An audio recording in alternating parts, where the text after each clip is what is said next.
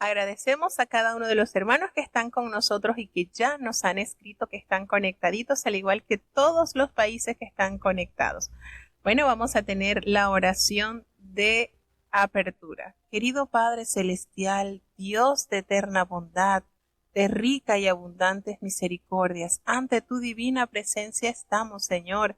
Te adoramos y te exaltamos porque solo tú eres digno de toda honra y de toda gloria. Señor, ¿a quién iremos? ¿A dónde iremos? Si solamente en ti hay palabras de vida eterna.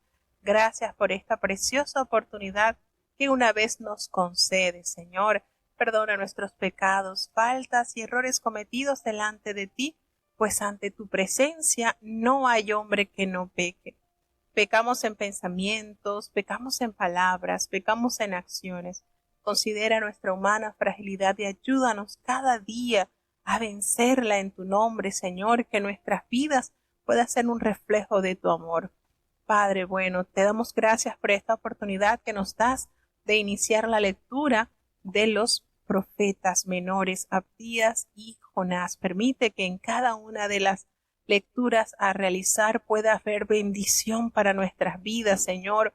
Representamos cada país que ya está conectado con nosotros, Señor.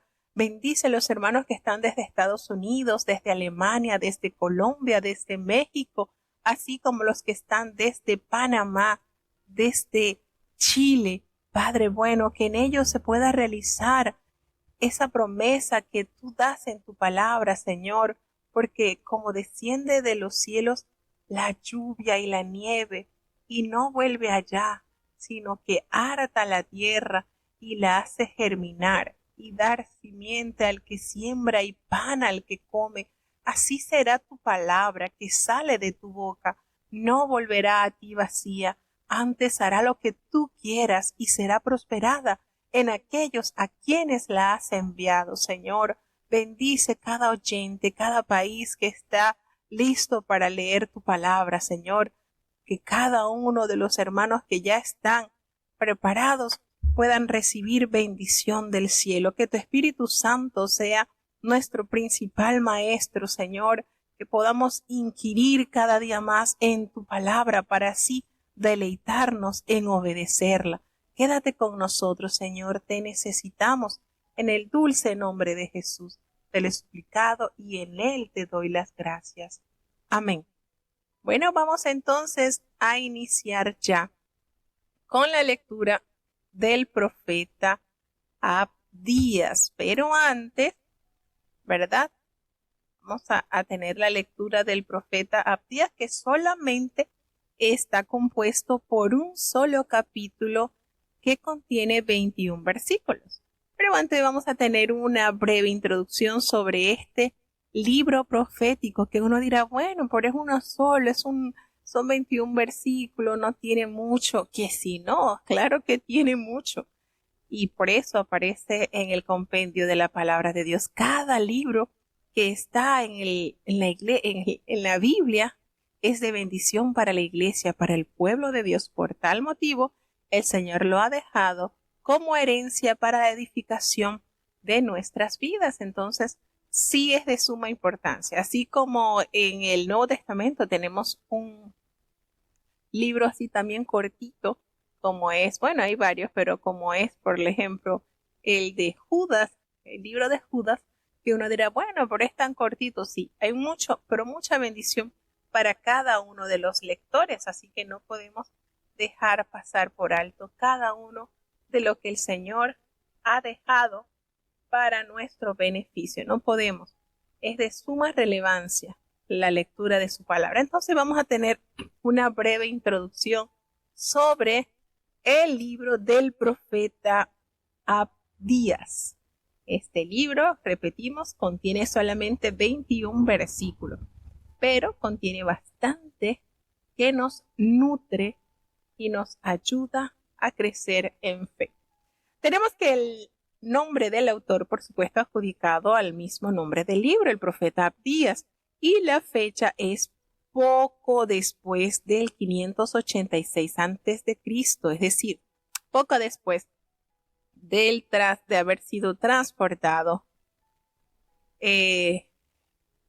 Jerusalén a Babilonia. ¿Cuál es el tema que encierra este libro? Bueno, el juicio de Dios sobre Edom. ¿Y quiénes son los edomitas? Recordemos que los edomitas son los descendientes de Esaú, hermano gemelo de Jacob, pariente sumamente cercano de los israelitas. ¿Y cuál es esa palabra que más vamos a hacer notorio? Pues la palabra es ese día del Señor.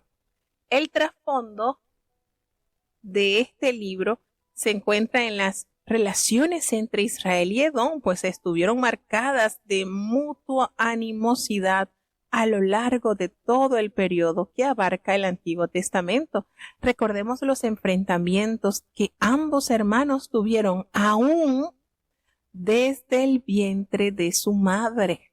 Ya desde el vientre de su madre habían dado a conocer lo que en ellos sucedería después. Entonces, este enfrentamiento comenzó, ¿verdad? Sencillamente desde el vientre. Rebeca sentía eso, que se quería morir, hasta que consultó a Jehová y Jehová le dijo cuál era el motivo. Bueno, es que dentro de tu vientre hay 2 naciones y el mayor servirá al menor. Entonces, este lazo de familia también estuvo unido por lazos de enfrentamientos muy, pero muy presentes durante toda su vida. Los descendientes de Saúl se asentaron en el área llamada Edom, al sur del Mar Muerto, mientras que los descendientes de Jacob se mantenían fieles a la promesa, habitaban Canaán y crecían hasta convertirse en el pueblo de Israel. De ahí en adelante, pues se multiplicaron los conflictos entre los edomitas y los israelitas. Los acontecimientos de que se habla en el libro de Números, capítulo 20 del 14 al 21, son un ejemplo de la hostilidad existente entre ambos pueblos. Y esta rivalidad constituye el trasfondo, el motivo de las profecías del profeta Abdías durante un periodo de unos 20 años aproximadamente, desde el año 605 hasta el 586 a.C. Los babilonios invadieron la tierra de Israel y llevaron a cabo repetidos ataques contra la sagrada ciudad de Jerusalén. Finalmente, fue devastada en el año 586 a.C. Los edomitas vieron estas incursiones como una oportunidad de saciar su sed de venganza contra Israel, y así se reunieron a los babilonios contra sus parientes y los ayudaron a profanar la tierra de Israel. El Salmo 137:7 y el libro de Lamentaciones en el capítulo 4 del versículo 21 al 22 y el profeta Ezequiel capítulo 25 del 12 al 14 censuran la participación de los edomitas en la destrucción de Jerusalén. Resulta que el trasfondo de la destrucción de Jerusalén indica que la profecía de Abdías se produjo poco antes del 586 a.C., año en que la ciudad sagrada cayó en manos de los babilonios. Parece que el mensaje fue anunciado durante el exilio de Judá, cuando Abdías advierte a Edom del inminente castigo divino y confirma a Judá la constante protección de Dios. Sabemos que el profeta del que proviene la denuncia solo es conocido como Abdías. ¿Qué significa Abdías? Siervo y creyente de Jehová. No se ofrece información adicional sobre su persona, mas 10 hombres llevan el nombre de Abdías en el Antiguo Testamento. Notamos que hay una amplia cantidad de personas en la Biblia que tienen este nombre. Hay una tradición que vincula al autor de la profecía con el Abdías al que se identifica como mayordomo del rey Acab. Es una pequeña curiosidad. Pero Acab reinó entre los años 874 y 856, un periodo que no parece coincidir con la fecha de la profecía de Abdías, así que esto puede quedar descartado. La profecía de Abdías está dirigida al pueblo que se lamenta sobre las ruinas de su amada ciudad de Jerusalén y por la muerte de familiares, amigos y parientes. Los habitantes de Judá que no habían sido conducidos al cautiverio eran pocos y estaban confinados a un fragmento del territorio que reclamaban como propio. Subsistían sobre el montón de escombros a que había quedado reducida la ciudad sagrada, y el libro de Lamentaciones recrea las dolorosas experiencias del pueblo de Judá. Con este escenario como trasfondo, Abdías pronuncia el consolador mensaje de que Dios no ha olvidado a su pueblo, ni tampoco pasado por alto la maldad de los edomitas. El Señor intervendrá para enmendar la situación, castigar a Edom y restaurar a su pueblo. Su mensaje confronta a Edom con una severa palabra de condenación, pero conforta al pueblo de Judá con la promesa de las continuas protecciones de Dios, su futura victoria y su restauración. Abdías es el más breve de los libros del Antiguo Testamento, sin duda alguna. Cabe resaltar que es el más cortito, con solamente 21 versículos, y comienza con un encabezamiento que identifica la profecía como la visión de Abdías y atribuye el pronunciamiento a Jehová el Señor. Y de allí pues podemos notar también cómo a los profetas se le conocía como videntes, porque era precisamente las visiones que el Señor les manifestaba a ellos para enseñanza y comunicación a su pueblo. El texto de este libro se divide en dos secciones principales. La primera abarca desde el versículo 1 hasta el versículo 14. Y está, por supuesto, dirigida a Edom y anuncia su inevitable caída. Dios lo hará descender de su pedestal de soberbia y falsa seguridad. La tierra y su pueblo serán asaltados y saqueados, y la destrucción será completa y definitiva. ¿Por qué? Bueno, debido a la violencia con que Edom procedió contra su hermano Jacob, porque Edom se regocijó de los sufrimientos de Israel y se unió a los invasores para robar y saquear la ciudad en el día de su desgracia. Y a causa de que los edomitas impidieron que escapara la gente de Judá, entregándola a los invasores. Miren qué manera de comportamiento tuvo este pueblo en contra de los israelitas. Y por supuesto, cada acto bondadoso tendrá su bendición, pero cada acto con maldad también recibirá su castigo. ¿Cuál es la segunda sección? Bueno, la segunda sección principal de la profecía se refiere nada más y nada menos a algo bien, pero bien sonado en los libros proféticos anteriores, como es el libro del profeta Joel. Hace referencia al día del Señor, y este día será el momento de la retribución, de recoger lo que se ha sembrado para Edom. Constituye el anuncio de su infortunio, pero para Judá representará la proclamación de su liberación. Edom será severamente juzgado, pero el pueblo de Dios recibirá bendiciones y la gloriosa restitución a su tierra, y el monte de Sión se elevará por encima del monte de Esaú, y el reino será de Jehová. Es lógico que Abdías se refiere a la cuestión de las relaciones entre Judá y Edom. ¿Con qué facilidad? Pues aquellos que mejor conocemos se convierten en objeto de nuestro más amargo resentimiento. Edom había haberse puesto al lado de Judá en su conflicto con Babilonia, pero años de enemistad hicieron que las emociones suplantaran el buen juicio, y esas escabrosas relaciones son el resultado inevitable de la soberbia que nos impide descubrir nuestros errores y construye barreras que bloquean el camino de la reconciliación. El libro de Abdías pues nos llama a enfrentar el increíble costo del orgullo y a darnos cuenta que mantenernos aferrados a él no tiene sentido cuando nos enfrentamos a la ira de Dios y tratamos de justificar nuestra arrogancia. El libro nos llama a arrepentirnos de nuestra soberbia, a buscar reconciliación con quienes hemos roto relaciones y a vivir una vida de perdón y misericordia. Pablo define muy bien el tema principal de Abdías en el libro de Gálatas capítulo 6-7, cuando revela: no os engañéis, Dios no puede ser burlado, pues todo lo que el hombre sembrare, eso también segará. O en las palabras del mismo Abdías: como tú hiciste, se hará contigo. La retribución es una realidad. Dios es justo y castigará las injusticias hacia los demás, ya sean pueblos o personas. El Señor toma muy en serio las promesas que ha hecho en el pacto. Recordemos en Génesis 12:1-3, que prometió bendecir a aquellos que bendicen a su pueblo y maldecir a los que lo maldicen. El Señor se ha identificado tanto con su pueblo que maldecir a su pueblo es maldecirlo a él.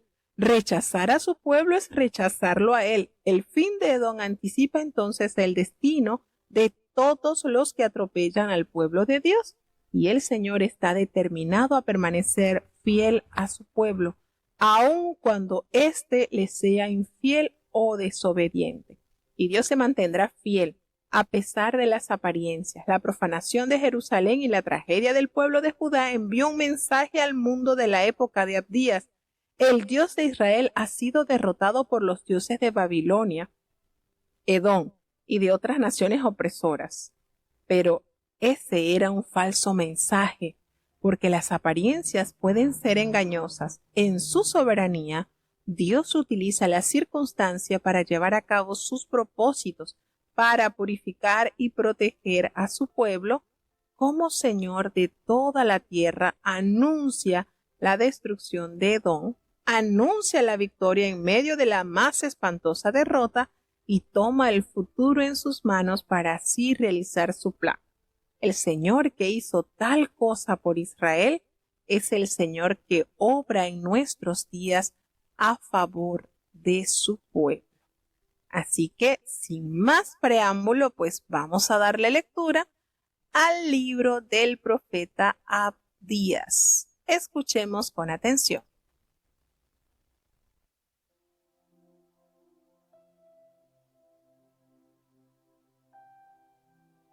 Libro de Abdías. Visión de Abdías. El Señor Jehová ha dicho así cuanto a Edom: oído hemos el pregón de Jehová, y mensajero es enviado a las gentes. Levantaos y levantémonos contra ella en batalla. He aquí, pequeño te he hecho entre las gentes, abatido eres tú en gran manera. La soberbia de tu corazón te ha engañado. Tú que moras en las hendiduras de las peñas, en tu altísima morada, que dices en tu corazón: ¿quién me derribará a tierra? Si te encaramares como águila, y si entre las estrellas pusieres tu nido, de allí te derribaré, dice Jehová. Si ladrones vinieran a ti, oh robadores de noche, ¿cómo has sido destruido? ¿No hurtarán lo que les bastase? Pues si entraran a ti vendimiadores, aún dejarán algún rebusco. Cómo fueron escudriñadas las cosas de Saúl, sus cosas escondidas fueron buscadas. Hasta el término te hicieron llegar todos tus aliados, te han engañado tus pacíficos, prevalecieron contra ti. Los que comían tu pan pusieron el lazo debajo de ti, no hay en él entendimiento.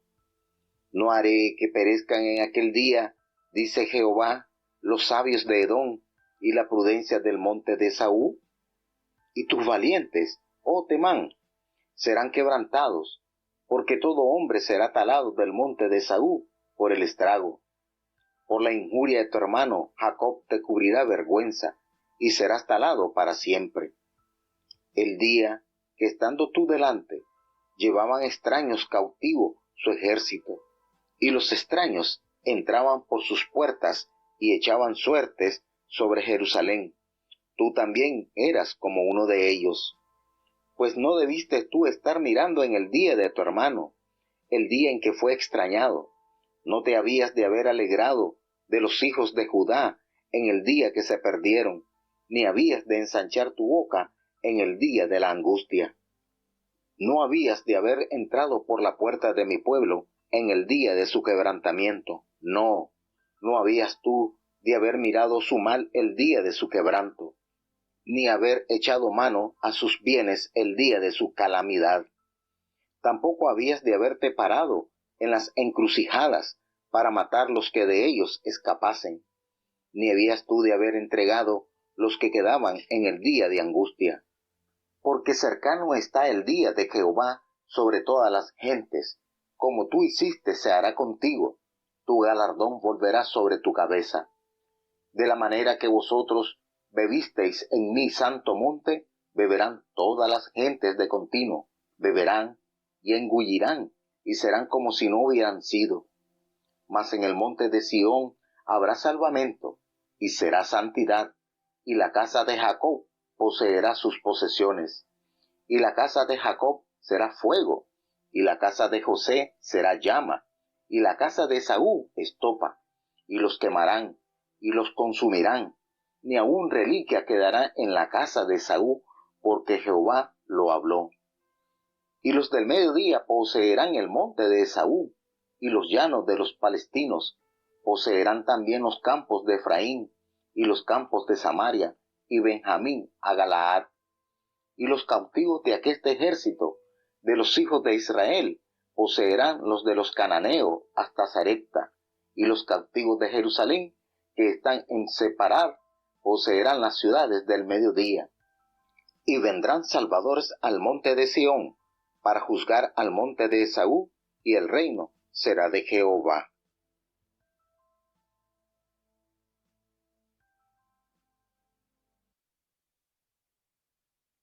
Bueno, entonces nos damos cuenta cómo el Jehová, Dios de verdad, nuestro amado Dios, visita a este profeta y le dice, esta equivale a la revelación divina cuando hace visión el Dios, el gran yo soy. Él especifica a través del profeta mostrándole esta visión. Específicamente se usa cuando se trata de un profeta. Aquí el profeta Abdías confirma la autoridad divina de este mensaje por medio de la frase Jehová el Señor ha dicho. Y el profeta, recordemos que no proclama un mensaje personal. No dice así dice Abdías, así dice Miqueas, así dice Zacarías. No, no, no. Es palabra de Jehová. No invoca tampoco su propia autoridad. Es Dios que traduce el nombre de Jehová, el cual lo distingue como el Dios del pacto. Aquí, por supuesto, nos damos cuenta que Edom constituía tanto la denominación geográfica del área ubicada al sur del Mar Muerto como del pueblo que habitaba ese territorio, es decir, los descendientes de Esaú, quien es el hermano gemelo de Jacob. A Edom se le llama también Esaú, también se le llama Seir y también se le llama Or. El mensajero es portador de un llamado a las naciones para que se levante contra Edom, y hay una coalición de sus enemigos dispuesta a atacar, lo que confirmaría la palabra sobre el inminente juicio de Dios. El Señor utiliza cualquier instrumento humano para realizar sus propósitos. Cuando dice en el versículo levantaos, en el versículo 1, y es un típico llamado al combate. Así que nos damos cuenta cuando el Señor dice, he aquí pequeño te he hecho entre las naciones. La forma como esto se dice en hebreo indica que el juicio de Dios se ha cumplido y que la burbuja de la soberbia de Edom está a punto de explotar. Cuando el Señor le hace referencia a esa soberbia de tu corazón, te ha engañado, y este es el pecado que Dios juzga y que dará lugar al fatal error del cálculo de los edomitas, el cual se vanagloria de su posición y se burla de sus enemigos. ¿Quién me derribará a tierra? Hace esa pregunta, ¿verdad? Edom cree que está seguro en las hendiduras de las peñas, pero su confianza está en las fortalezas terrenales. Así que triste será su final cuando vendrá el juicio por la mano de Jehová. Y eso sucede antes de la caída, precede la soberbia. Eso es bíblico. Entonces nos damos cuenta cómo el Señor, ¿verdad?, está enviándole el mensaje por boca del profeta que esto de lo cual ellos se glorían quedará reducido a la nada. En el versículo 4 nos dice, si te remontares como águila, y aunque entre las estrellas pusieres tu nido, de allí te derribaré, dice Jehová. Entonces recordemos que el águila se destacaba por su fuerza y elevado vuelo, pero la mano de Dios alcanzará su nido, aunque lo colocara entre las estrellas, aunque se sintiera que está en un lugar inalcanzable, de allá el Señor lo bajará. Cuando nos dice que si ladrones vinieran a ti o robadores de noche, ¿cómo has sido destruido? ¿No hurtarán lo que les bastaste? Si entraran a ti vendimiadores, ¿no dejarían algún rebusco? Entonces esto el Señor le está dando a entender con qué maldad ellos despojaron de todo a los hermanos israelitas. Es decir, ellos fueron, los judíos fueron saqueados por los de Babilonia, y hace alusión a estos versículos de que Babilonia había dejado algún rebusco, pero ese rebusco fue llevado por los edomitas. Entonces, los salteadores, ellos no podrían causar tanto daño, ellos dejarían algo, pero Edom no. Edom dejó todo arrasado. Entonces, Edom será completamente despojado de sus riquezas, aun sus tesoros escondidos, esas cosas valiosas escondidas por los que los edomitas entre las rocas serán saqueados, y el país verdaderamente quedará destruido y arrasado. Entonces, parece que los aliados de Edom le sedujeron a salir más allá de sus fronteras, asociados íntimos, aquellos que compartían con los edomitas su pan, lo traicionaron, lo mismo que hizo aquel con Judá. Cuando hace referencia en el versículo 9, y sus valientes, oh Temán, serán amedrentados porque todo hombre será cortado del monte de Saúl por estrago. Aquel día es el día del juicio del Señor, y un día que anticipa, por supuesto, la destrucción de todos los enemigos de Dios. Y la reputación de la sabiduría de Edom está ampliamente extendida, pero debido a una ironía de la historia, sus sabios le fallaron.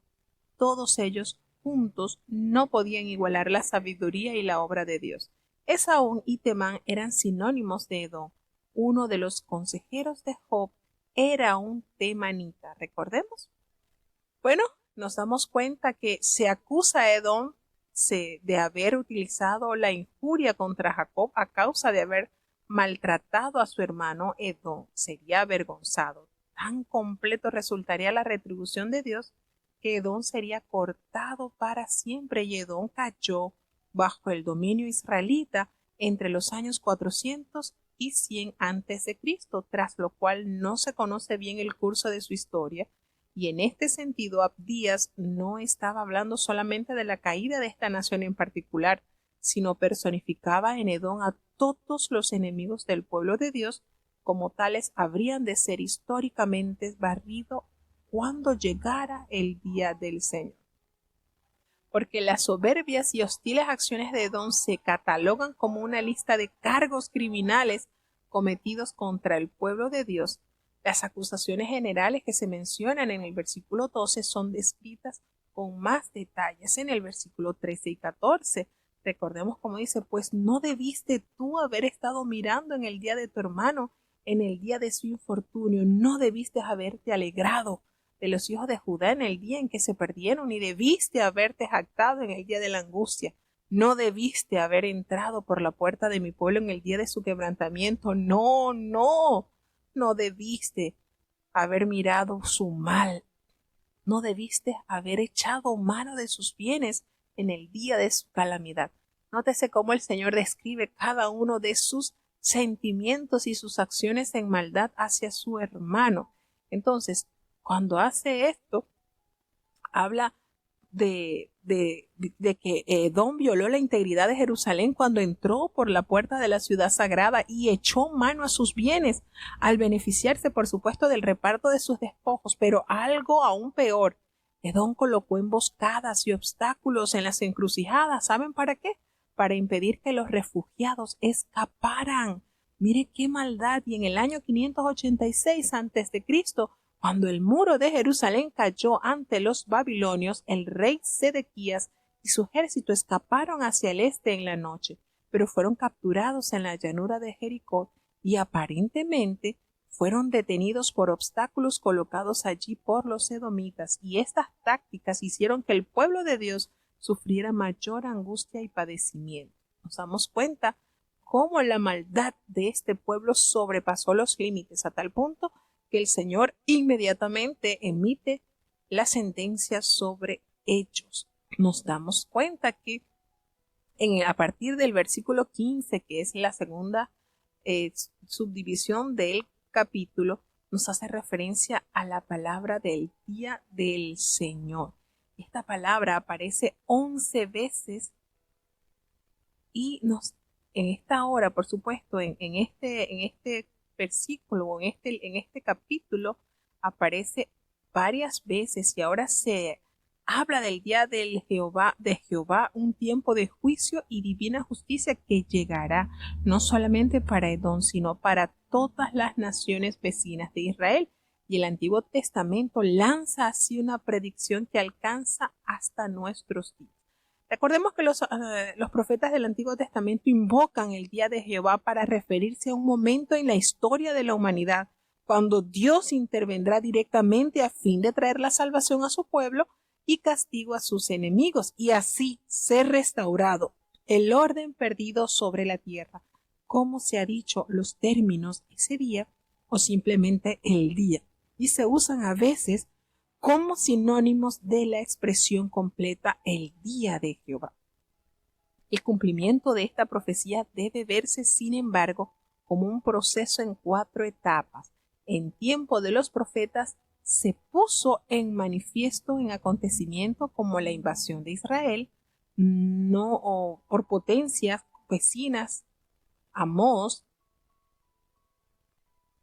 las temibles plagas de la langosta, lo que anuncia el profeta Joel, y el retorno de los israelitas de la cautividad, lo que se ve en Esdras y Nehemías. Esta visión profética tenía la virtud de fundirse con periodos escatológicos. ¿Cuáles son esos periodos escatológicos? Bueno, los del fin de los tiempos, o lo que conocemos como el fin del mundo, el pronto regreso de Cristo. De manera que ni aún los propios profetas eran capaces de distinguir siempre las varias ocasiones en que se cumplían sus profecías. De ahí que ese día se convierte en un concepto bíblico muy amplio. Los acontecimientos proféticos más cercanos a la época del profeta se mezclaban con aquellos cuya consumación tendrían lugar al final de los tiempos. La primavera, podemos ver como el Señor dice, todo esto se funde, los mensajes proféticos, con el sermón profético también relatado por Jesucristo. Recordemos que la venida de Cristo y los inicios de la era de la Iglesia inauguraron una nueva fase del día del Señor. Como protagonista de estos sucesos, la Iglesia puede pedir a Cristo resucitado que aparte de su camino a las fuerzas espirituales que obstaculizan la obra de Dios en el mundo actual, y que la haga objeto de sus innumerables bendiciones.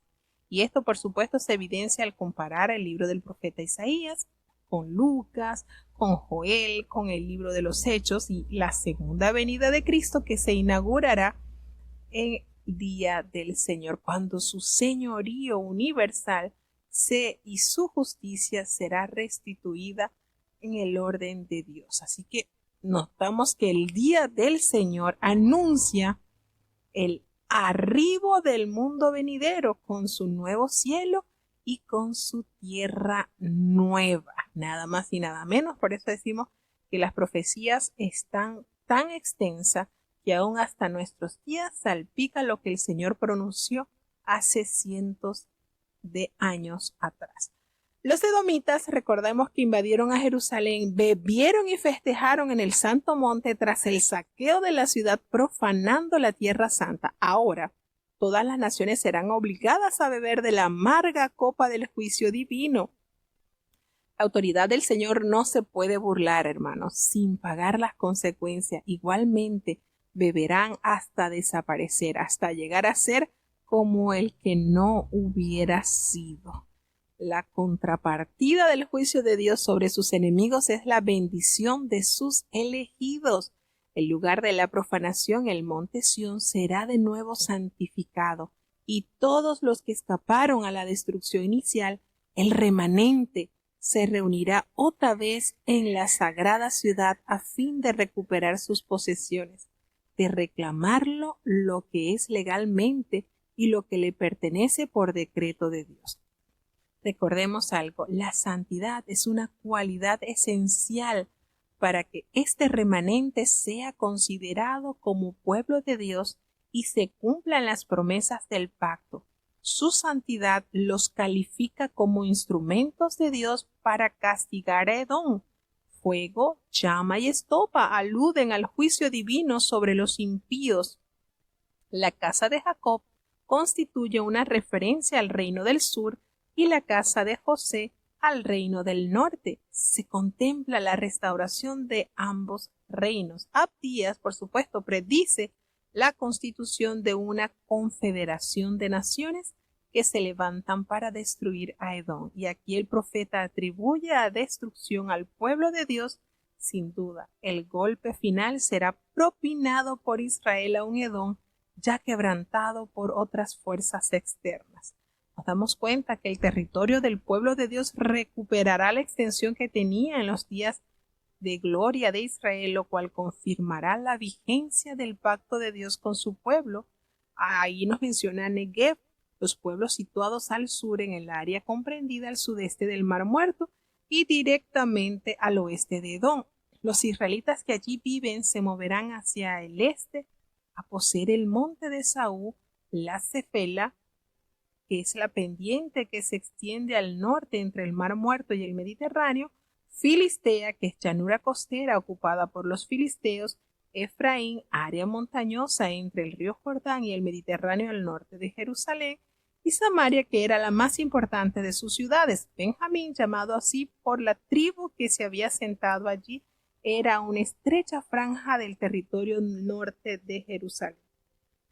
Galaad es una rica área de pastoreo y bosque al este del río Jordán, y los cautivos israelitas que regresaban del desierto. Sarepta, ciudad cercana a la costa del Mediterráneo entre Tiro y Sidón. Y Safarat, de localización incierta, quizás Sardis en la actual Turquía o la ciudad griega de España.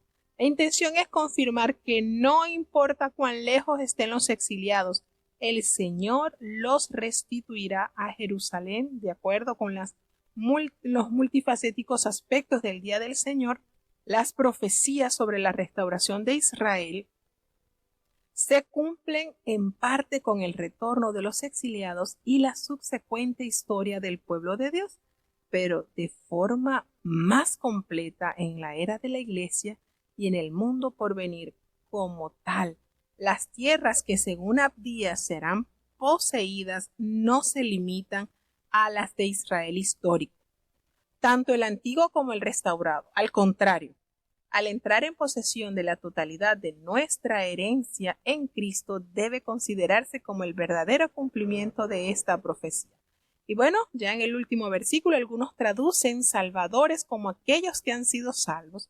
Se trata del pueblo de Dios restaurados sobre el monte santo, exaltado sobre Edom y ejecutor el juicio divino. La profecía, por supuesto, alcanza su clímax en la línea final. El reino será de Jehová, y los que se buscan no es la mera exaltación de Israel, ni la destrucción de Edom, sino que toda la tierra y toda la humanidad se coloquen bajo la autoridad del único y verdadero Dios soberano. Así que notamos en estos 21 versículos una vasta información y por supuesto algo que caracteriza a los libros proféticos es que coronan al final de su mensaje ese hermoso tono de esperanza. Así que no olvidemos la bendición de Dios que recae sobre los que confían en Él, su pueblo, su especial tesoro. Bueno, vamos a seguir avanzando ya y es pasando al siguiente libro del profeta Jonás. Vamos a escuchar la lectura del capítulo 1 del profeta, de lo que conocemos y muy atraído esta historia por muchos de nuestros niños.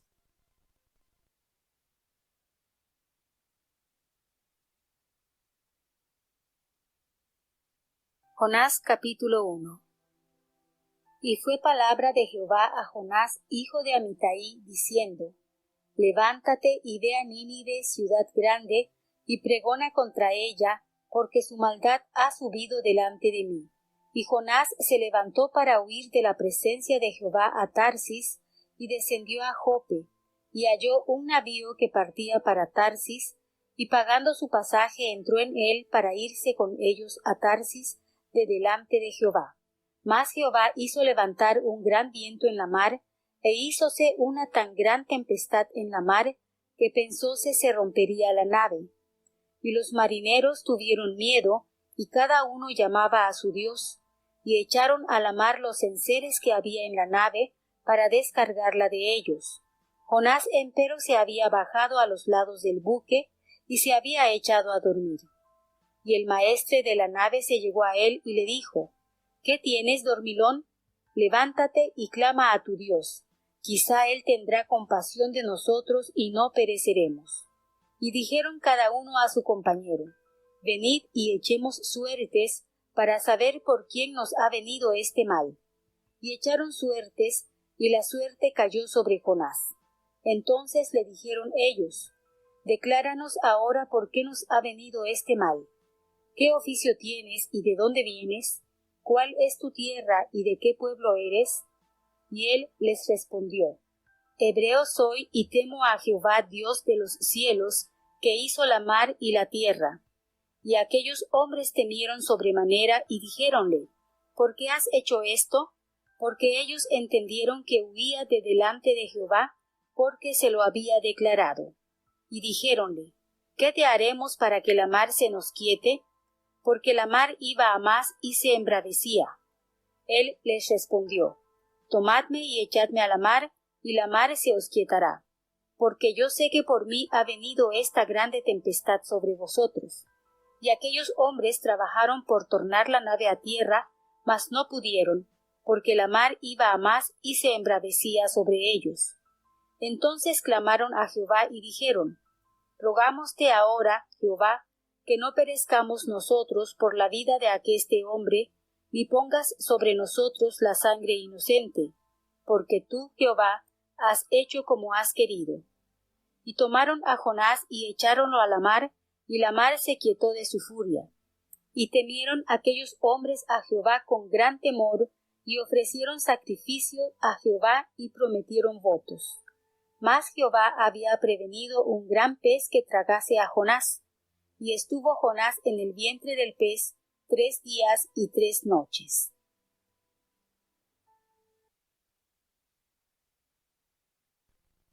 Nos encontramos ya acompañando al profeta Jonás en su travesía. Bueno, vamos entonces a tener una breve introducción sobre el libro del profeta Jonás, y el autor es Jonás, o el narrador de la historia. La verdad que uno, analizando un poco la personalidad de Jonás, temiera un poquito decir: no, Jonás escribió sobre él. No, muy grata la historia, ¿verdad? Pero está alrededor, fue escrita alrededor del año 760 a.C., después del 612 a.C. Y el tema que aborda este libro es la compasión de Dios por todos los hombres. Y bueno, pese a que es una historia como bastante controversial, muchos argumentas, a muchos estudiosos o muchos que no compaginan con este relato, dudan de que realmente Jonás haya tenido la terrible experiencia de haber sido tragado por un pez. O muchos piensan que es como una fábula. Pero a través de la palabra de Dios nosotros podemos corroborar que efectivamente este personaje existió, y aún Jesucristo mismo testificó de la existencia de él. Así que no podemos poner en duda en lo absoluto que existió este profeta. Nos damos cuenta que los paganos asirios, tradicionales enemigos de Israel, fueron potencia dominante en el Medio Oriente entre los años 885 y 665 a.C.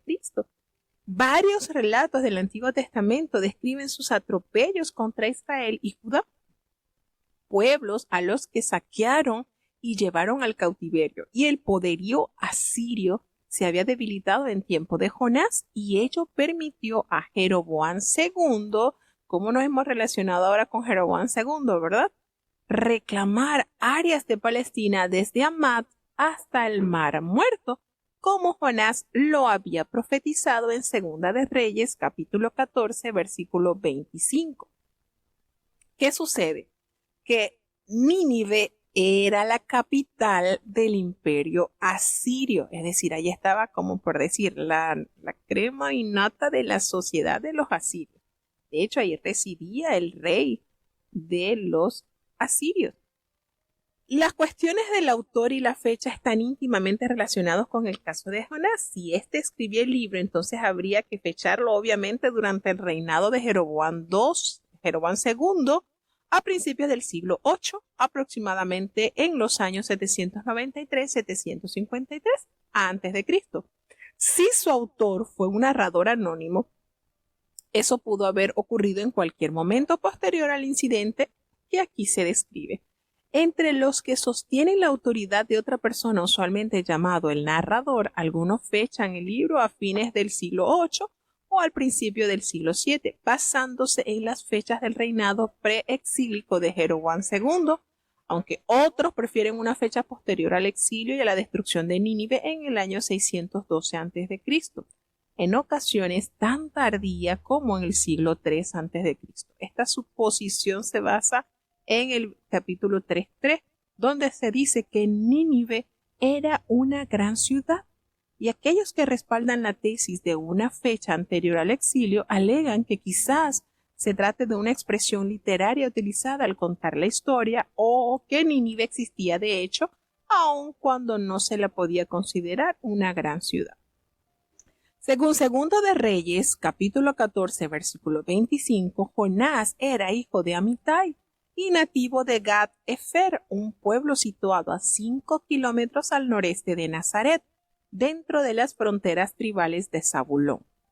Habiendo profetizado durante el reinado de Jeroboam II y como predecesor inmediato de Amós, Jonás asumió la actitud de un nacionalista radical, totalmente consciente de la desolación que los asirios habían ocasionado a Israel a través de los años.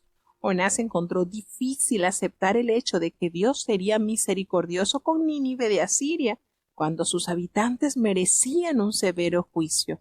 Fue el único profeta enviado a predicar entre los gentiles. A Elías se le mandó a vivir en Sarepta durante un tiempo, sí, y a Eliseo también viajó a Damasco, pero solo a Jonás se le encomendó predicar directamente un mensaje de arrepentimiento y misericordia a una ciudad gentil. Su renuncia se explica por qué no deseaba la salvación de Nínive, sino ser testigo de su declinación. También temía que Dios se mostrara misericordioso, dándoles oportunidad a los asirios de perturbar la vida de Israel. El nombre de Jonás significa paloma. Se le describe como alguien enérgico, colérico, enojadizo, violento y de mentalidad estrecha. Políticamente resulta obvio que Jonás amaba extraordinariamente a Israel y era un patriota apasionado. Desde el punto de vista religioso, era un hombre temeroso del Señor, a quien reconocía como Dios del cielo y creador de los mares y de la tierra, pero su desobediencia inicial, su posterior renuncia a la hora de obedecer y su cólera por la amplitud de la misericordia mostrada con los ninivitas revelan inconscientemente obvias en la aplicación de su fe. La historia termina sin que se indique cómo respondió Jonás a la lección y a la exhortación de Dios. Bueno, y este libro de verdad fue escrito para poner de manifiesto que Dios ama a todos los pueblos y desea ofrecerles su misericordia si se arrepiente. Ha sido llamado el más sobresaliente libro misionero del Antiguo Testamento. De hecho, Dios declaró en su momento que todas las naciones de la tierra serían bendecidas a través del pacto abrahámico, como lo dice en Génesis capítulo 2, versículo 3. Las escrituras nos revelan que Israel se convirtió en un pueblo muy exclusivista y nacionalista y rehusó cumplir esa misión. Jonás estaba muy imbuido de estos mismos sentimientos egoístas. El amor de Dios hacia todas las personas se le reveló dramáticamente al profeta cuando el Señor contestó a las oraciones de los marineros gentiles y respondió al arrepentimiento de los habitantes de Nínive.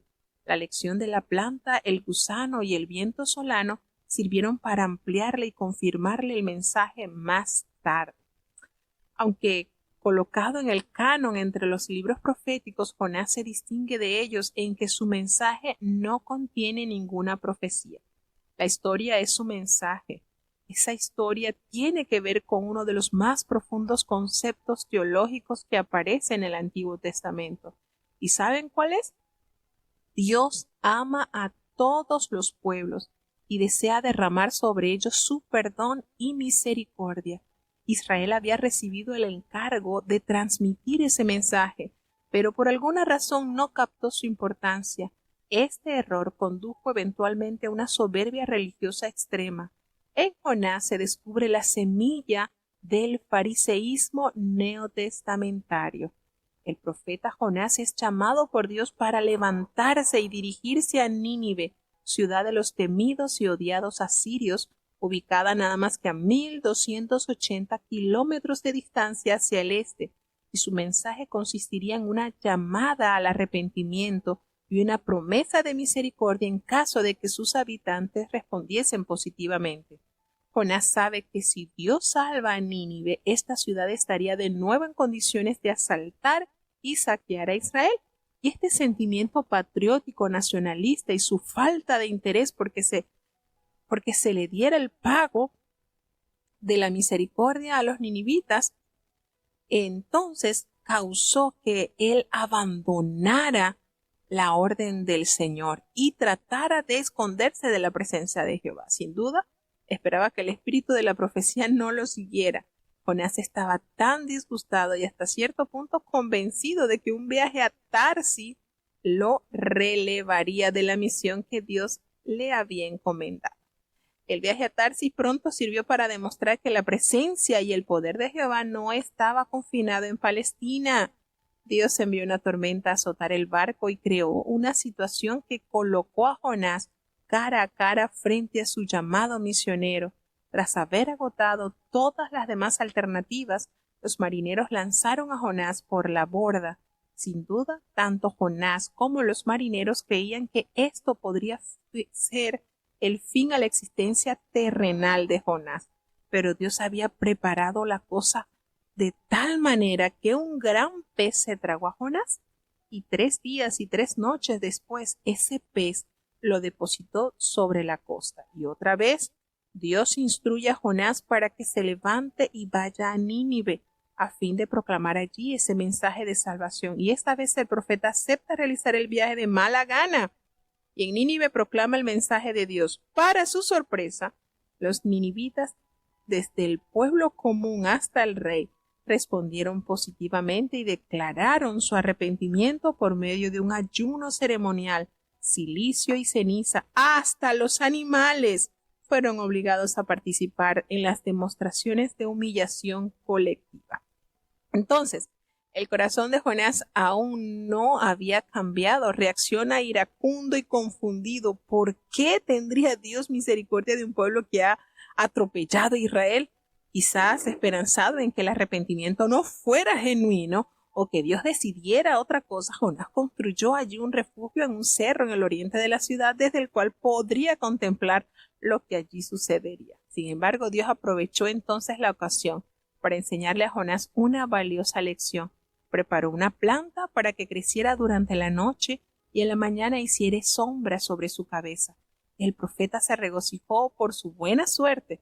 Entonces Dios preparó un gusano para que cortara la raíz de la planta y se secara.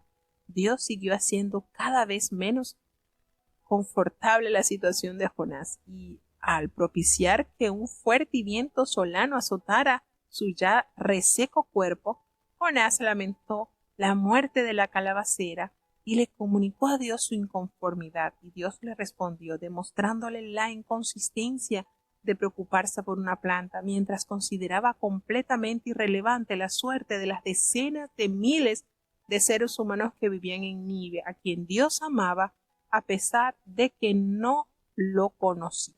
Entonces la historia de Jonás dice mucho acerca del corazón de Dios y la misión del pueblo escogido también. Dios desea mostrar su misericordia y extender su perdón a todos los pueblos de la tierra. El Señor ha encomendado este ministerio de reconciliación a la iglesia, así como Israel fue comisionado para revelar a Dios al mundo. La iglesia lo ha sido para predicar el evangelio a todo el mundo. Cuando la iglesia asume la actitud exclusivista y exhibida por Jonás e Israel, fracasa en el cumplimiento de su tarea. Pero cuando toma en serio el mandato de Dios de levantarse e ir por el mundo, aquellos que escuchan la palabra y responden positivamente experimentan el poder de la misericordia y el perdón de Dios para cambiar las vidas y modificar el medio cultural. Entonces nos damos cuenta cómo la palabra de Jehová se le entregó a Jonás para que fuese a entregar este pregón, porque ya el nivel de maldad de Nínive ya había llegado a un punto tal que el juicio eminentemente caería sobre ella. Jonás se levantó precisamente, pero no para ir hacia Nínive. Nínive quedaba al este y Jonás tomó un barco a Tarsis lo más oeste de lo que era la dirección donde Jehová lo había mandado. Totalmente opuesto. ¿Qué cosa, verdad? Tarsis, lo opuesto a la ordenanza del Señor. Y esto nos da a entender cuánto conocía Jonás al Señor. Lo conocía tanto que sabía que si él iba a entregar ese mensaje, pregonaba, el pueblo podía tener un detalle de arrepentimiento y Dios lo iba a perdonar. Y como Jonás conocía la misericordia del Señor, no se quiso arriesgar a tal. Se llegó, pagó su boleto y embarcó su nave hacia Tarsis. Allí es impresionante cómo Dios en ese lugar, en medio de estos marineros, el Señor se manifiesta de una manera especial. Porque estos marineros eran muy religiosos y ellos estaban presentándoles a sus dioses para que le auxiliaran, porque sucedió algo tremendo, algo que nunca ellos habían experimentado durante toda su experiencia en el mar. Había acontecido algo sumamente diferente y esto no era algo cotidiano. Por tal motivo, ellos al ver esta manifestación y notar la angustia, estaban todos preocupados, menos Jonás. Jonás estaba dormido, como si nada. Qué conciencia, ¿verdad? Ni siquiera preocupado de que estaba oyendo de Jonás, sencillamente escapó. Y le invocan y le dicen, levántate y clama a tu Dios, porque todos estaban clamando a sus dioses, todos allí buscando solución a esa dificultad. Y resulta que cuando le pregunta, ¿de dónde eres? ¿Qué eres? Bueno, yo soy judío, soy hebreo y sirvo a Jehová. Y la carta de presentación que él dio resalta, ¿verdad? Cómo yo le sirvo al Dios que creó los cielos y la tierra, no como ustedes, por decir, que están sirviéndole allí a estos palos. Y él le dice, aquellos hombres tuvieron tanto temor y le dijeron, no sabemos por qué ha pasado esto. Es que le dice, aquellos hombres, ¿por qué ha pasado esto? ¿Qué ha sabido que ha pasado esto? Es que yo huyo de la presencia de Jehová. Cuando ellos echaron suerte, y esto siempre me ha llamado la atención, cómo ellos echan suerte según sus dioses y su cultura, y por medio de esa suerte, Dios le responde, porque estamos seguros que fue Jehová, no fueron los dioses a los que ellos sirven. Y allí el Señor les mostró que por causa de ese hebreo estaba sucediendo este evento sobrenatural que ellos, con muchos quizás tenían muchos años de experiencia, nunca habían visto. Y fíjense el nivel de orgullo de ellos, Jonás allí no dijo, mire, estoy huyendo de Jehová, si ustedes me regresan al puerto, bueno, yo me bajo y ya me encaminaré entonces para Nínive. No, Jonás prefirió decir, mire, para que esto se aquiete, mátenme, échenme al mar. Prefería Jonás morir antes que ir a Nínive. Y sobre el peso de los hombros de estos marineros recae entonces de que él pudiera morir. Y a estos hombres, a pesar de haber escuchado esa solución por boca de Jonás, temieron hacer eso y trataron de hacer 1001 obras para poder mantener en equilibrio la nave y que no tuvieran ellos que acudir a lanzar a este hombre al mar. Sin embargo, por más que trataron, eran profesionales del mar, por más que trataron, se dieron cuenta que sería inútil y no les tocó otra cosa que efectivamente lanzar a este hombre al mar. Pero ellos, y aquí hay un punto sumamente importante, cómo Dios se manifiesta. De esta terrible situación de Jonás, estos hombres al ver esta naturaleza tan severa y todo lo que se ejecutó allí, ellos pudieron conocer al Dios de Jonás. Ellos clamaron a Jehová y le pidieron que no perecieran por causa de ese hombre, a tal punto que le pidieron perdón por la sangre de este hombre, porque tú has hecho como tú has querido, le dijeron estos marineros.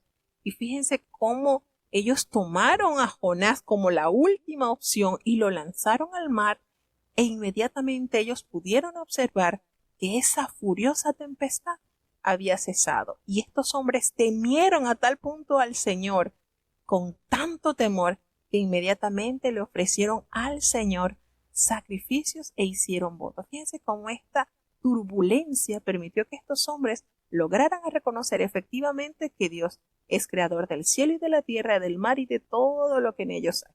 Entonces, ¿cuántas enseñanzas encierran este capítulo? Seguimos avanzando hacia el capítulo 2 del libro del profeta Jonás. Escuchemos.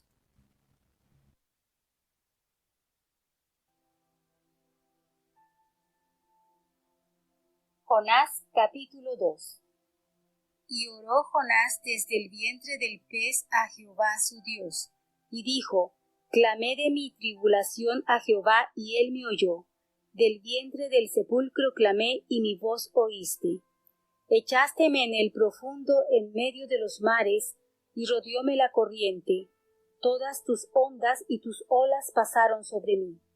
Y yo dije, echado soy de delante de tus ojos, mas aún veré tu santo templo. Las aguas me rodearon hasta el alma, rodeóme el abismo, la ova se enredó a mi cabeza. Descendí a las raíces de los montes, la tierra echó sus cerraduras sobre mí para siempre. Mas tú sacaste mi vida de la sepultura, oh Jehová Dios mío. Cuando mi alma desfallecía en mí, acordéme de Jehová, y mi oración entró hasta ti en tu santo templo. Los que guardan las vanidades ilusorias, su misericordia abandonan. Yo empero con voz de alabanza te sacrificaré, pagaré lo que prometí. La salvación pertenece a Jehová. Y mandó Jehová al pez y vomitó a Jonás en tierra. Notamos aquí cómo Dios tenía preparado todo. Y esto es lo lindo de Dios. Dios está al control de todo. Estaba pensando Jonás que solamente el Señor tenía cobertura en Israel, ¿no? El Señor está presente en todos los lugares. Y fíjense, es que conocer un poco la personalidad de Jonás asusta. Porque a pesar de haber pasado por esta terrible experiencia, de haber sido tragado por este enorme pez, que aunque en el libro de Jonás no nos dice que haya sido ballena, pero en el libro en la palabra del Señor Jesucristo mismo nos detalla que fue una ballena. Él ora a Jehová allí desde el vientre del pez y él eleva una oración, pero notemos que en esta oración él no se arrepintió de decir, Señor, te prometo que voy a ir a Nínive, ahora sí voy a ir a Nínive. No, él llega a un momento en que tú le dices, me echaste a lo profundo en en el medio de la mar y me ha rodeado estas corrientes. Fíjense cómo él está en una angustia, pero con todo y esto siempre hay esa soberbia. Y él aquí no declina su voluntad a Dios a decirle, bueno, Señor, déjame, yo voy a ir. No, aquí él se humilla y le pide a Dios que le permita, ¿verdad?, el conocimiento de esta verdad. Y fíjense cómo él le dice, las aguas me rodearon hasta el alma y me rodeó el abismo y aún el alga se enredó en mi cabeza. ¿Y será que? Posiblemente, ¿verdad? Y él descendió hasta los cimientos de los montes. Y por supuesto, aquí en el libro de Jonás también nos da detalles sobre lo que hay en lo profundo de la mar, abismos que hay en el mar, las fosas enormes que hay en el mar. Esto lo describe el profeta y esto es información muy valiosa también para lo que nos detalla la palabra de Dios. Nos damos cuenta en este versículo muy lindo también que me ha gustado mucho cuando dice que cuando mi alma desfallecía en mí, él se acordó de Jehová y esa oración llegó hasta Dios en su santo templo. No tendría esperanza de vida. Quizás sería mejor haber muerto ahogado y ya. Bueno, me tiraron los marineros, yo no me suicidé, así que tengo esperanza de vida, ¿no? Y este hombre queda atrapado en el vientre. Allí eleva a Dios su oración y comprende que las vanidades ilusorias de esta vida nos hace separar, hace un gran abismo hacia las misericordias del Señor. Sin embargo, él eleva a Dios una alabanza, ofrece sacrificios de alabanza y pagaré lo que prometí, porque él comprende que la salvación es de Jehová. Y esta oración fue sentida y fue escuchada a tal punto que después de haber estado 3 días y 3 noches dentro del vientre de la ballena, el Señor mandó el pez. Qué obediencia la de este animal. De verdad que a mí esto, hay tantas cosas lindas que nos revela la palabra de Dios. Dios, ojalá nosotros pudiéramos ser así como el pececito o el pez que el Señor tomó, ¿verdad? Preparó precisamente para darle una gran lección a Jonás. Bueno, así, mientras que Jonás se resistía a obedecer al Señor, este animal, obedeciendo a la voz de su creador, mandó Jehová al pez y lo vomitó en tierra.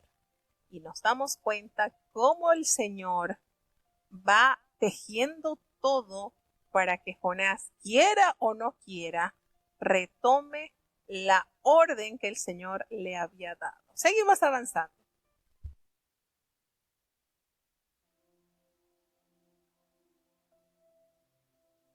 Jonás capítulo 3.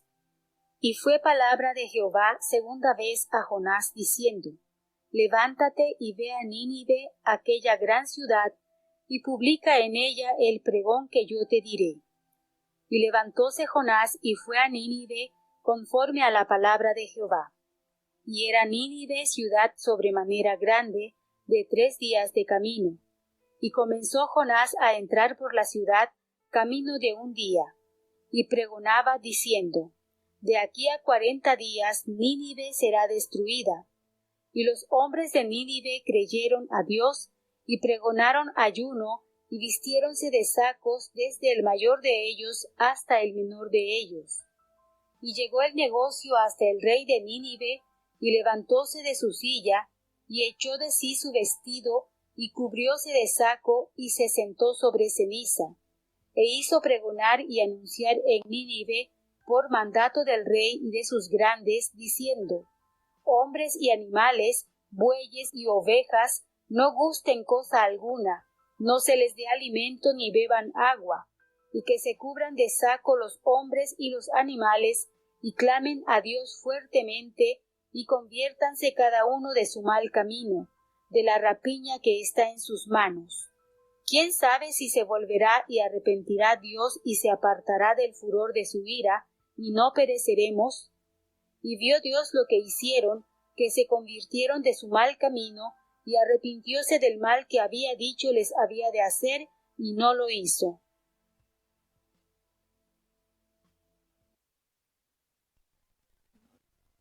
aquí nos damos cuenta cómo una vez que esa oración es escuchada por Jehová y el pez obedece a la orden de Jehová. Imagínense que el pez hubiese decidido ya digerir a Jonás, hubiese sido que como hubiese quedado.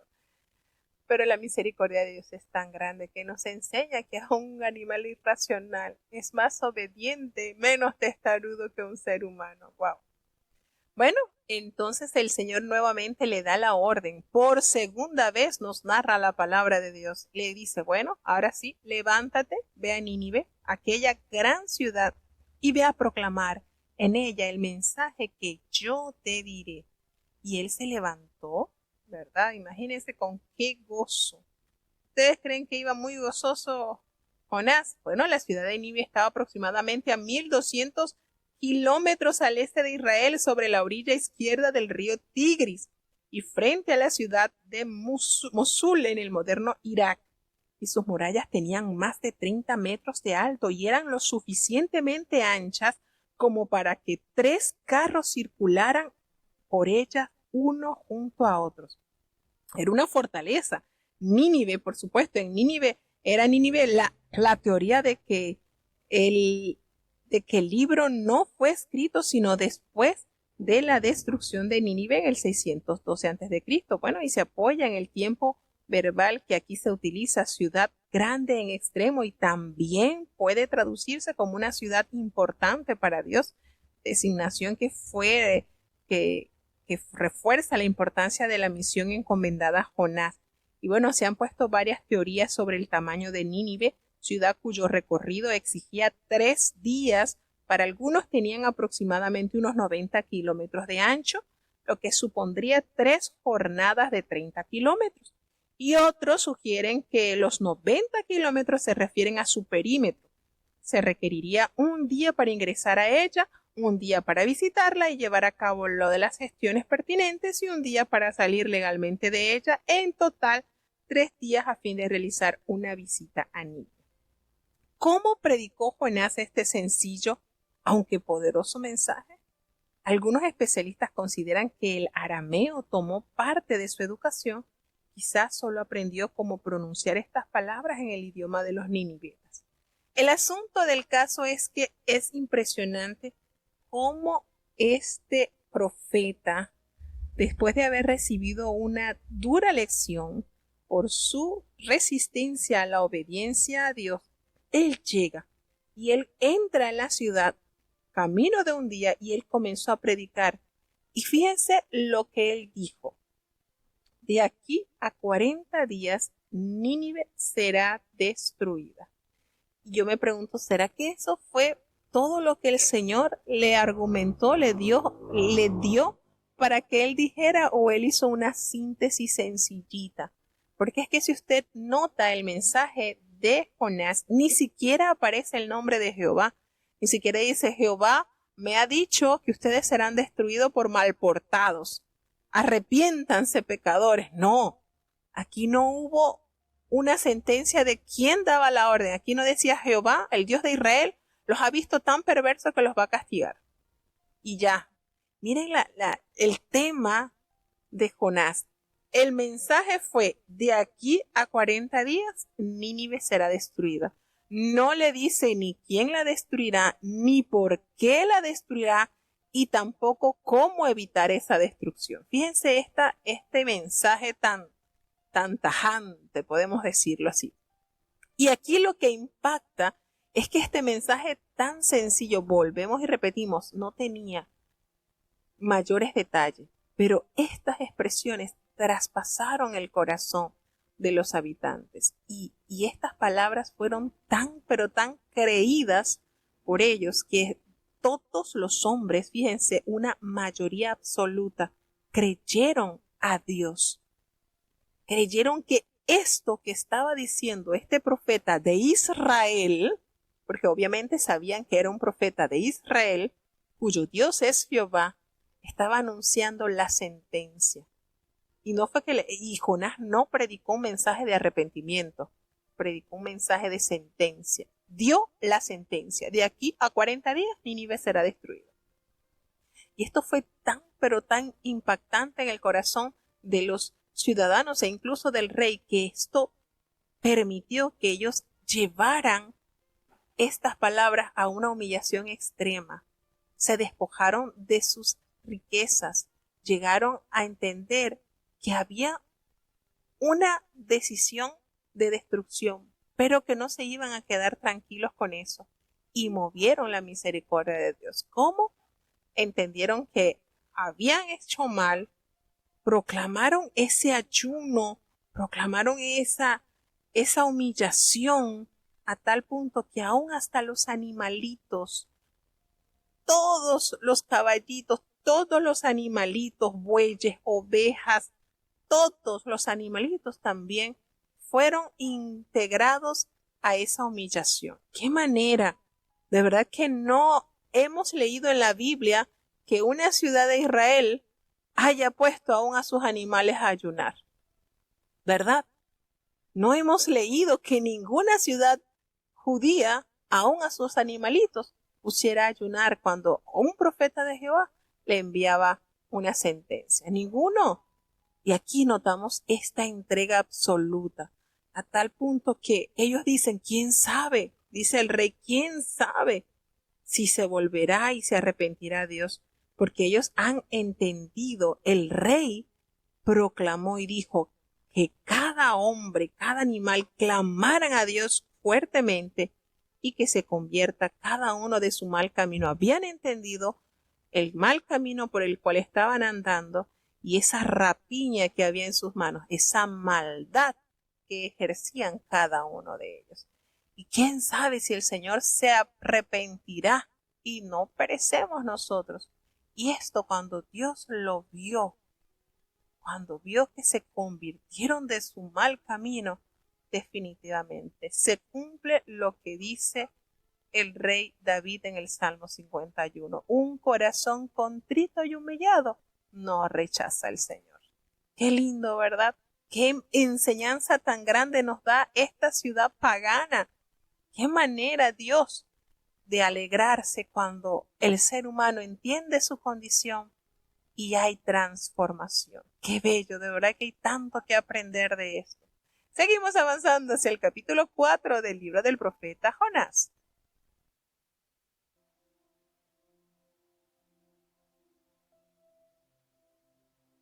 Jonás capítulo 4. Pero Jonás se apesadumbró en extremo y enojóse, y oró a Jehová y dijo: Ahora, oh Jehová, ¿no es esto lo que yo decía estando aún en mi tierra? Por eso me precaví huyendo a Tarsis, porque sabía yo que tú eres Dios clemente y piadoso, tardo a enojarte y de grande misericordia, y que te arrepientes del mal. Ahora pues, oh Jehová, ruégote que me mates, porque mejor me es la muerte que la vida. Y Jehová le dijo: ¿Haces tú bien en enojarte tanto?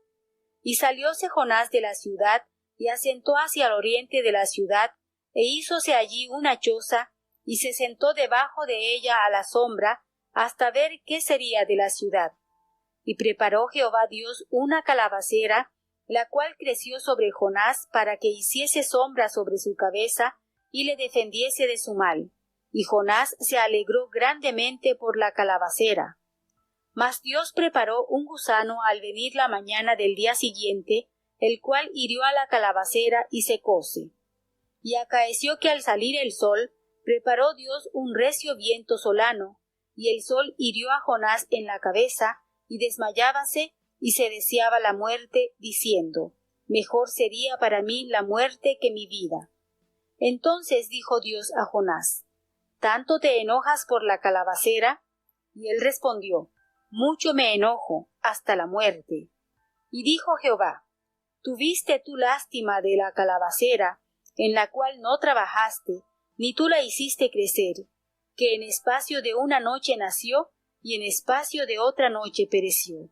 ¿Y no tendré yo piedad de Nínive, aquella grande ciudad, donde hay más de 120,000 personas, que no conocen su mano derecha ni su mano izquierda, y muchos animales? Bueno, y así estamos llegando al último capítulo de este hermoso libro que, como se dijera en la introducción, es el libro de evangelismo precioso que se halla acá en el Antiguo Testamento. Y bueno, precisamente termina este libro con una pregunta, que no escuchamos la respuesta de Jonás. Pero bueno, nos damos cuenta que el profeta aún a regañadientes va, entrega un mensaje de sentencia a muerte, no entrega un mensaje de arrepentimiento ni de invitación a cambiar, no, sencillamente da a conocer que ya el hacha estaba puesta sobre la raíz de esta ciudad. Pero la misericordia de Dios se desbordó al ver la actuación y la transformación de estos ciudadanos. E incluso Jesucristo resalta este hecho a tal punto que dice: los ninivitas se levantarán contra esta generación. ¿Saben por qué? Porque aquí hay más que un Jonás, y el mensaje que Jonás dio no fue de esperanza. Jesucristo llevó un mensaje de esperanza.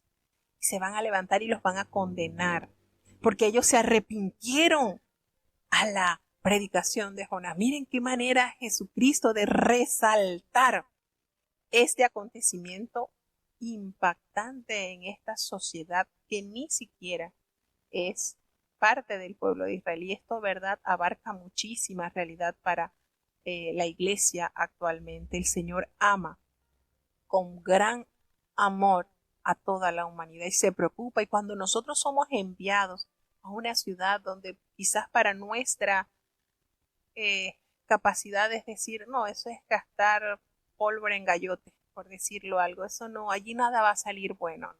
La obra la hace el Señor. Nosotros cumplamos con esta gran misión. Después de haber sucedido esto, Jonás, después de haber pregonado, pues se instala allí tranquilamente a ver qué va a suceder. Me imagino que él contó los días, 40 días. Estamos en el día 40, llegó el día 41 y no pasó nada. Y ahí entonces le dijo Jonás, estaba tan apesadumbrado, tan triste, estaba tan enojado que él oró a Jehová. Y él le dijo: mira, ahora no es esto lo que yo decía cuando aún estaba en mi tierra. Ahí vemos los sentimientos de nacionalismo integrado. Claro está, tenemos que entender que los ninivitas, el pueblo asirio, fue muy cruel, muy, muy cruel. Y por supuesto, ahí es cuando estamos entendiendo que el sentimiento de Jonás estaba justificado, claro que sí, pero para el pueblo de Dios ha sido llamado a ser diferente, a perdonar, a demostrar que así como Él ha alcanzado misericordia, otras naciones también pueden conocer a su Dios Salvador.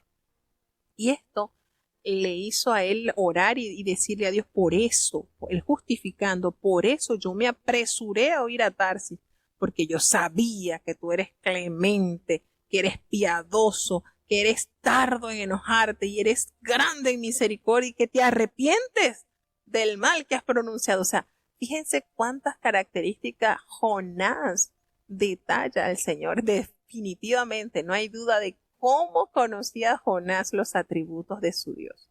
Por eso yo me apresuré, por eso yo no di tregua a esta orden, no quería. Y fíjense, nos damos cuenta que él le pide a Dios: mira, ya, quítame la vida. Intenté morirme en el mar cuando me lanzaron y tú no me dejaste, me atrapaste con ese paz, ¿verdad? Pero le dice: quítame la vida, ya, yo no quiero la vida. Y el Señor le dice: tú haces bien en enojarte tanto. Miren, y aquí nos damos cuenta la otra parte del Señor, con cuánta misericordia también usó para con el profeta. Y él salió allí y él hizo una enramadita y trató de estar allí a la sombra para ver si sucedía, no sucedía, se destruirá, no se destruirá esta ciudad.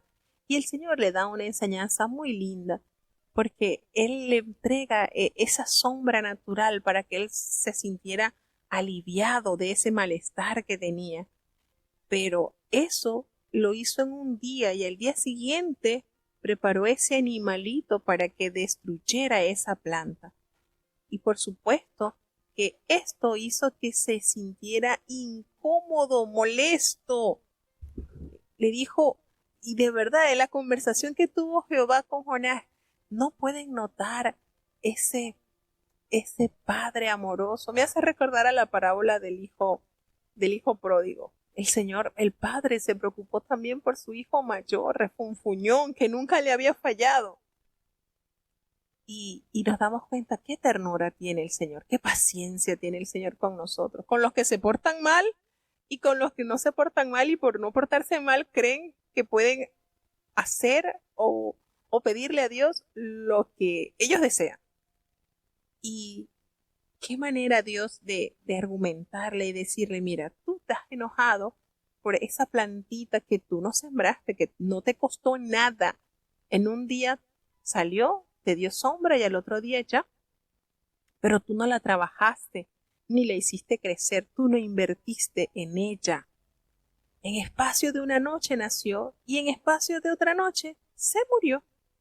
¿Y no crees tú que yo voy a tener piedad de Nínive, esta gran ciudad, donde, imagínense, el Señor le contó todo el personal, donde hay más de 120,000 personas que no saben su mano derecha y su mano izquierda, y hay muchos animalitos? Miren qué manera tan linda, Dios, de cerrar, cuando estos animalitos que también se unieron al ayuno, el Señor también consideró ese gesto de obediencia de estas bestias, de estos animales, al no proveérsele alimento y también elevar el clamor. Y allí el Señor también los valoró. El Señor valora toda su creación, sus animalitos, su vegetación, todo. Y qué manera, Dios, de verdad, de conversar con Jonás. No era fácil, Jonás. ¿Y ustedes creen que Dios no tenía la autoridad para decirle, sí, aparte que te perdoné porque no quisiste ir inmediatamente donde te ordené, te tuve que enviar un pez para que te hiciera razonar? ¿Y quieres que te mate? No se diga más, de una vez, así como hizo con Usa, ¡pam!, de una vez. Pero el Señor es tan misericordioso, tan clemente, tan piadoso. Miren cuánto lo conocía Jonás y cuánto tuvo también el Señor que soportar las decisiones duras del profeta. Pero esto nos da a entender que nuestro deber debe ser llevar a todos este pan celestial que hemos recibido. Y si se convierten en nuestros enemigos, es beneficio, porque ya los ninivitas, una vez convertidos, no iban a atacar a Israel. Entonces también tenemos que ver la otra parte. Cuando la palabra de Dios nace, germina, crece y se fortalece en el corazón del hombre, eso también genera beneficio para la sociedad, para el mundo entero. Ahora, si resiste en la obediencia a Dios, pues Dios le dará su pago, bien sea aquí o el castigo en la eternidad. Pero a nosotros nos toca es llevar esta verdad preciosa, con amor, con decisión y sobre todo sabiendo que es la voluntad de Dios en nuestras vidas. Entonces, de esta manera, pues llegamos a la conclusión de estos 2 libros, gracias a cada uno de nuestros hermanos, y vamos a tener la oración de cierre. Querido Padre Celestial, Dios de eterna bondad, de rica y abundantes misericordias, ante tu divina presencia estamos, Señor. Te adoramos y te exaltamos porque solo tú eres digno de toda honra y de toda gloria, Señor. ¿A quién iremos? ¿A dónde iremos si solamente en ti hay palabras de vida eterna? Gracias por esta preciosa oportunidad que nos has concedido en este día. Perdona nuestros pecados, faltas y errores cometidos delante de ti, pues reconocemos que ante tu presencia no hay hombre que no peque. Pecamos en pensamientos, pecamos en palabras, pecamos en acciones, Señor. Considera nuestra humana fragilidad y ayúdanos cada día más a cambiar, Señor, que tú vivas y reines en nuestras vidas. Te queremos dar gracias, Señor, por cada país que ha estado conectado con nosotros en este día. Bendice y guarda, Señor, los hermanos que están desde los Estados Unidos, desde República Dominicana, desde Alemania, desde Colombia, desde México, desde Honduras, desde Panamá, desde Chile, desde Ecuador, Señor. Te queremos dar gracias por el cumpleaños de Evelyn Figueroa. fiel oyente, Señor, de la lectura de la palabra de Dios. Te damos gracias por su vida, Señor. Sigue haciendo una obra especial en ella. Bendícele, guárdale, fortalécele, Padre, ampliamente, que ella pueda abrazar la fe gloriosa en la cual ha sido educada, Señor. Te damos gracias por la vida de ella. Ayúdale en todo tiempo, Señor. Sé tú su divino consejero, Padre bueno. Te damos gracias por la niñez de tu iglesia. Fortalécele. Los jóvenes, Señor, ten misericordia, Padre bueno, que ellos puedan ser santos, alejados de toda especie del mal, que huyan de las pasiones juveniles que acechan sus almas. Ten misericordia de los adultos conforme a nuestras responsabilidades y compromisos. Los matrimonios estamos en delante de ti, Señor.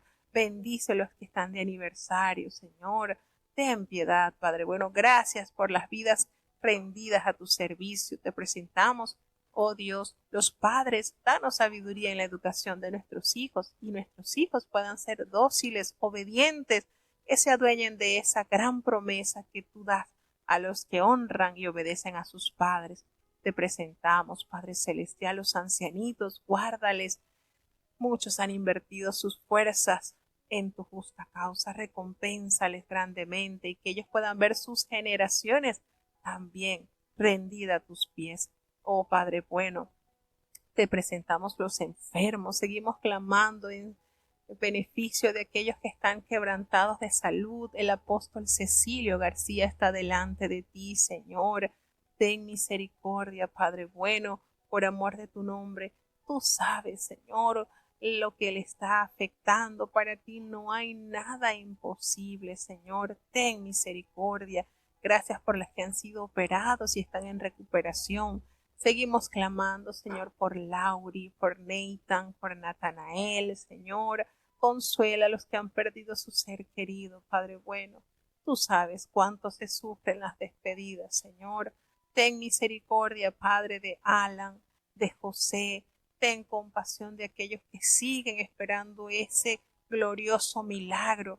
La programación del domingo, Señor, que pueda ser un raudal de milagros en tu pueblo, Señor. Bendice a los pastores, que muchas congregaciones puedan recibir bendición de esta programación. Sabemos que hay un grupo de hermanos orando y ayunando para ver mover tu mano sanadora a favor de los que buscan esa salud en ti, Señor. Ayúdanos en este día a estar listos para recibir tu santo día de reposo, Señor. Bendice a tu pueblo, bendice, Señor, a aquellos que confían en ti. No nos abandones, te necesitamos. En el nombre de Jesús te lo he suplicado y en él te doy las gracias, Señor.